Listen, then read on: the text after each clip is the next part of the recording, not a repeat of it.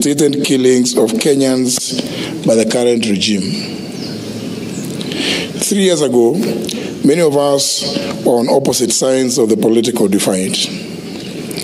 We advocated for our plans and manifestos, eager to make a difference for our country, for the better, for posterity. Whether on the Kenya Kwanza or Azimio la Umoja One Kenya Alliance sides, none of us gathered here today would have made security or ensure that our staff and their families, indeed our own families, have a hotline for protection and help, because the threat of abductions and illegal detentions was an imminent reality. We simply did not imagine it. Nor could we ask any Kenyan to prepare for it. This aberration has been perpetuated by the increased illegal surveillance, abductions, and illegitimate detentions, some of them ascribed to mistaken identity. It has become the modus operandi of a callously inhumane, Ruto-led regime. It is one, if not the major reason, why senior members of the Kenya Kwanza have been impeached, forced into resignations, or indeed have been sacked because they questioned and sought answers for these indecent atrocities that go against human understanding. It is the reason, ladies and gentlemen, that these brave souls, unbound and uncompromised, stand here as the united opposition determined to komboa Kenya. Friends, our beloved republic, when that one-year-old Albert Ojwang walked back to his home in Migori on June 6, 2025, neither he nor his parents, his relatives, and his young wife were aware that these were his last hours on earth. Albert was neither sick nor wounded. He had in fact spent the day actively planning his home garden, calculating its eventual harvest.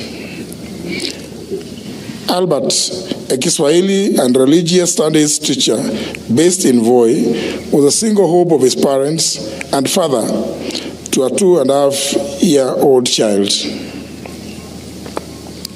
Albert was picked up by police officers riding motorcycles in Kakot, Homa Bay, and taken away because of an alleged offensive social media post about a senior police officer, now identified as the Deputy Inspector General of Police, Eliud Lagat.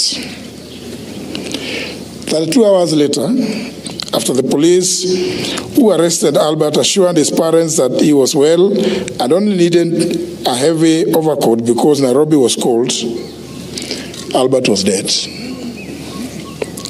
Why Albert was moved from Mawega police station in Homa Bay to Nairobi, 400 kilometers from the alleged area of incident, and specifically Central Police Station in Nairobi, and checked in under OB number 13/7/6/2025 at 9:35 p.m. on Saturday, June 7th, remains unclear. There are 26 hours that remain unaccounted for between Homa Bay and Nairobi. 26 hours when a healthy man, having lunch with his young family, arrived, according to many sources, bleeding with serious injuries, 26 hours before being declared dead on arrival, allegedly at Bagathi Hospital, Nairobi, at 1:39 a.m.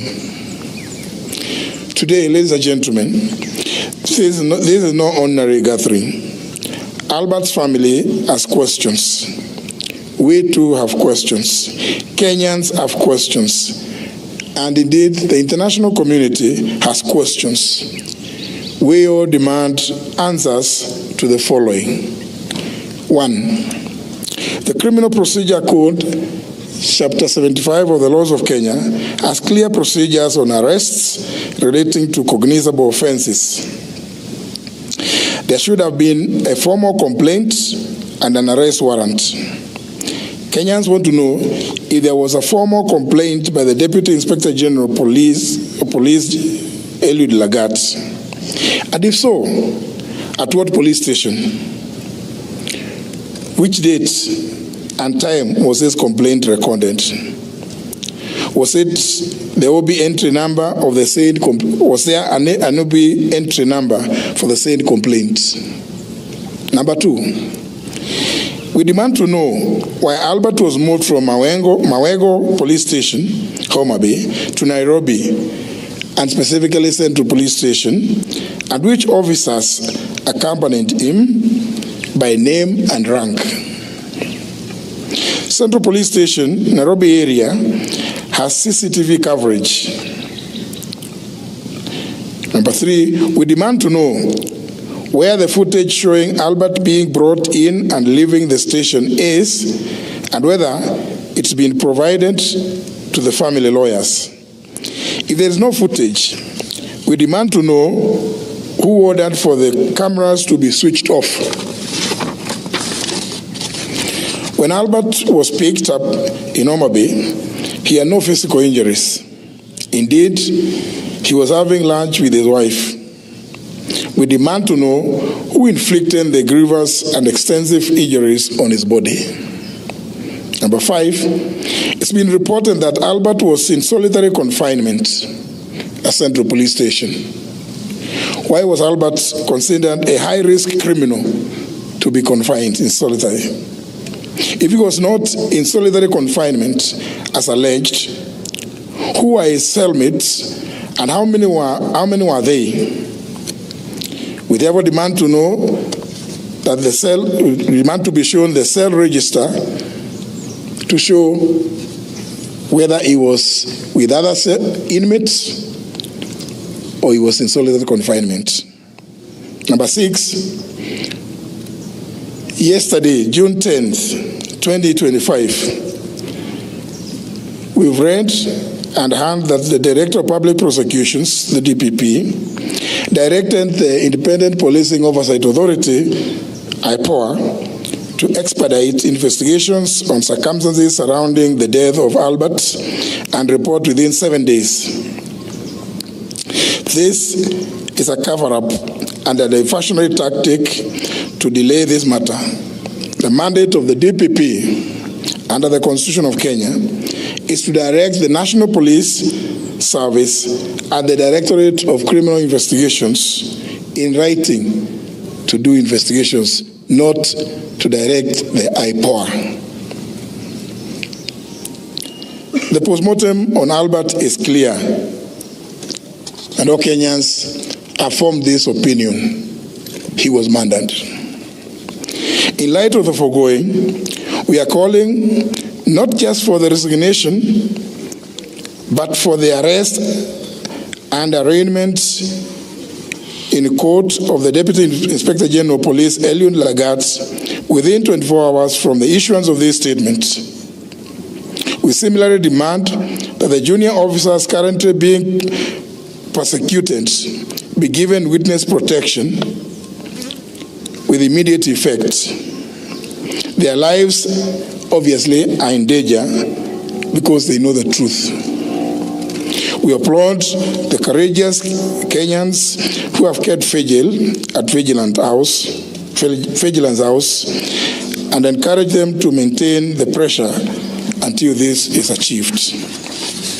We are also aware that Safaricom is complicit and indeed a facilitator in the tracing and abduction of Kenyans who have either ended up dead or maimed in the hands of police like Albert Ojwang.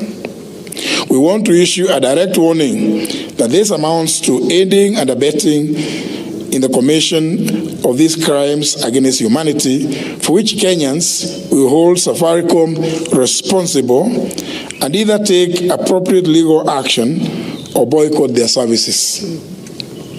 Finally, ladies and gentlemen, due to the persistent targeting, kidnapping and abductions, intimidation, and lawful arrests and murder of young people by this heinous and degenerate regime led by William Ruto.